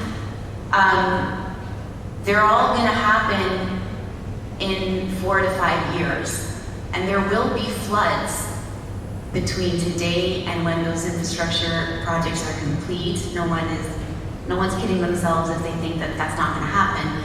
And so my question is, what are the things that can be done immediately to help mitigate the flooding that will inevitably happen? And I'm asking that question knowing that the community has put forth an emergency response plan, which includes things as simple as cleaning out the ravine so that there isn't debris blocking and making it harder for what little water can flow through to actually flow through.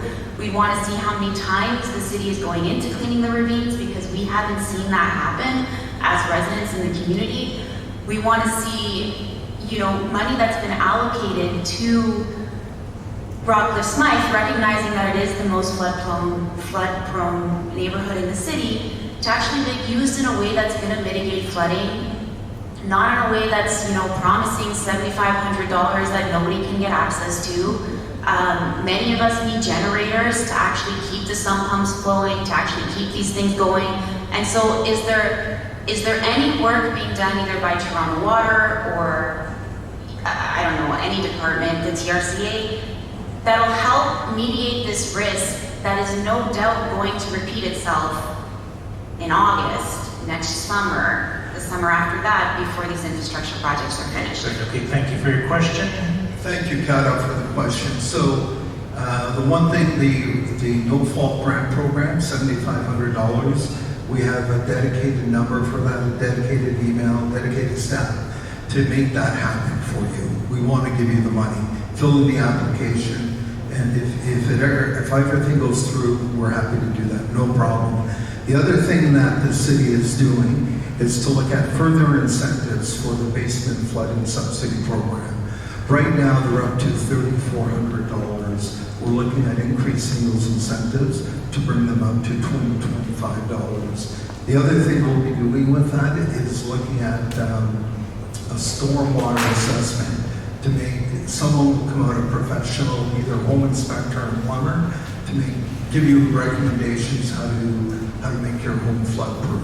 But those are the things that are coming up at council and I believe in October. So we're not just not doing nothing, we want to do something, but the further incentives and the no-fault grant program is something we'd really like to work with you. We've done a lot of work on getting out there. We'll set up an appointment with you. We'll be on the side here to help you. And we really want to make those programs work for the residents. And just about the ravine debris cleanup? We'll have to get back to you on that one, okay? Thank you. Thank you, thanks for your question. Right here, we have... Okay, so thank you. We'll look into it. It's a very good question. It's been noted. Over here, right here, and then the gentleman, have you had a chance to ask a question? Not yet. Okay, so that will wrap up the evening. I'd ask it to be 2 minutes, and we'll be finished by 8:30 as promised. Over here. My name is John Tariq. I'm a resident of York South Western for the last 42 years. You just heard stories of flooding. In my 50-year, 42-year memory, we had river flooding. The Black Creek overflowed onto Humber Boulevard once, but I was contradicted once by somebody saying that it was 3 times. I don't know if TRCA has any record of how many times the Black Creek overflowed. But my house, just heard one story just a while ago, is being invaded by the city sewer 4, 5, 6 times a year. And this is what's happening. And I cannot understand the priority of you dealing, plus we just heard that, there's the dissenting opinion even on the foundation of the project itself. From my lived experience or common sense, you're trying to pour water from a bottle on and say that the flow will differ if you're pouring onto a glass or a bucket. You're expanding the receiving end of the creek, while the Black Creek, the channel, the neck is left as it is. And this is, things that it's unfathomable for a layman like myself. But this is my question. Under these circumstances, is the project, is it open for reconsideration? Is the priorities open for reconsideration? Okay, that's a good question. EAs, EAs and what can happen? I mean, reopening the project would set back flood protection in this area for a decade, right? It takes many years to actually do an environmental assessment. We started, I mean, there was an environmental assessment that was done in 2014. There was some feasibility work that got completed in 2019, 2020. That required going back and revisiting the EA. We did that. We started in 2021, and it took us, basically 3 years to do the environmental assessment. These projects, we can't, there's no way around it. It's a provincial requirement in order to be able to do them. So my advice is if you want flood protection, we need to advance with the flood protection solution that's been identified as part of the Rockcliffe riverine flood mitigation project. My question exactly is there any consideration to address the basement flood? Basement flood? Basement flood, that's what I'm referring to. That's going on 5, 6, and the reprieve that you used to get in the winter are not there anymore. There are storms in the winter, flooding our basements with sewage. Is there any consideration, any human consideration to address that issue? Yes, I think, sir, respectfully, that question has been answered a number of times, but I'm going to recommend that you hang in there, and the gentleman at the back is going to speak with you one-on-one, so you can get your answers directly. Thank you. Second last person. Hi there, my name's Alex. I'm actually a little bit newer to the area. I've only been here for a couple of years. I'm kind of here on behalf of the people who live at 870J. Like, I'm actually in those townhouses right there. Something that I kind of want to bring up because it should hopefully be relevant to all of you and for anyone else here hearing your stories about how long you've been dealing with this over and over again. It's a microcosm, but it's going to definitely affect. We're currently fighting with the property management and some quiet players in that who are essentially trying to price us out of the place. We don't have any amenities there. We have underground parking, that's about it. So, to your comment about removing the left-hand turn lane, I'm the one that turns into that. Yeah, it'll be fine getting rid of that lane. The concern you need to have, I think, that might cause more issues down the road is the people trying to price us out right now. We pay over $800 a month for utility fees that have obviously nothing to do with the city or anything like that, but they're all tied to flood mitigation that they've had to constantly have to pay out of pocket for to recoup the repairs and such that have happened. The reason I'm bringing this up is the quiet players that are involved in that are actually trying to get us to all get bought out to put a condo there eventually. And I don't know how that affects, the city versus private, whether there's any, I have no idea how that works, but your plan is definitely going to be uprooted a little bit if a condo does get permitted there, especially with the timelines you guys have going on. I just felt that was important for everyone in the community to know about because that's something we're currently fighting with. Thank you. I don't think this is a group that can answer that particular question, but there is a housing office at the city that you may want to connect with, maybe through the... I'm not worried about whether it gets permitted or not. I'm saying your plan for the way you envision the intersection and those bridges is not going to be the same with a whole new condo put there. Yeah. Okay, fair enough. Okay, last person. Yeah, I just wanted to shed some light on how maybe someone might find themselves living in a floodplain. So the house I have, I bought off my dad's estate, bought it in 1958. I'm not sure we were in a floodplain in 1958. But when I did buy it, there was nothing in the documents that actually said we're in a floodplain. So obviously maybe I should have known. It was in the family, right? So attending these meetings, I phoned up my best friend and said, hey, we've lived down the street from each other all our lives. When you sold your mom's home, did you tell those buyers you were in a floodplain? She says, what do you mean we were in a floodplain? I said, apparently we're in a floodplain. I've been going to these city meetings and we're in a floodplain. She says, oh, I didn't know that. Our house is never flooded. I'm assuming it had to do with less traffic and water flow and perhaps less pavement in areas and development up towards the 400. And I've attended a bunch of these to try and kind of get spoke as a non-technical, non-engineering kind of person. So you kind of wonder, why would someone buy a home in a floodplain? Why would the city, I think it's 1983, they've been discussing a solution for this, allow this to fester to a place where it's almost sort of a crisis. And I would say that my girlfriend said, our parents can speak English. They found a house they could afford to buy. They wouldn't have even known anything about living in a floodplain.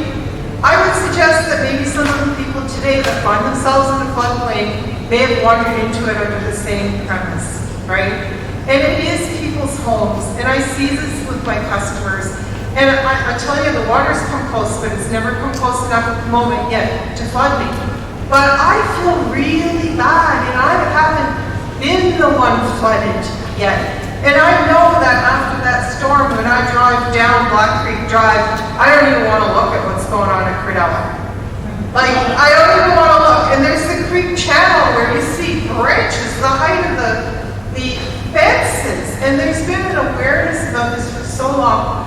I just sympathize, and I'm also trapped in the same situation. Apparently, I live in a floodplain. But the timeline, like that just extends the excruciation of all of this. That it just, I just really hope that there's a better, faster way. A way to quicken the pace. Yeah. Can you talk to quickening the pace?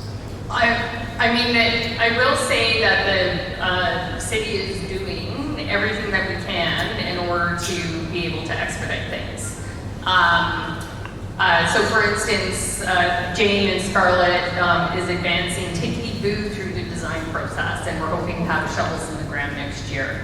We're also in the process of preparing something that's called a request for proposals. This is to retain a consulting team to help with the design work for phases 2 and 3 of the Rockcliffe Riverine flood protection. And so the design work is going to be able to advance simultaneously. That will allow for hopefully quicker implementation. I do want to stress though that these are big, complicated projects, and it takes time to be able to both design and do the construction. I don't want to be suggesting that we could rebuild James Street, in 6 months or a year. That's not going to happen. These are big infrastructure projects.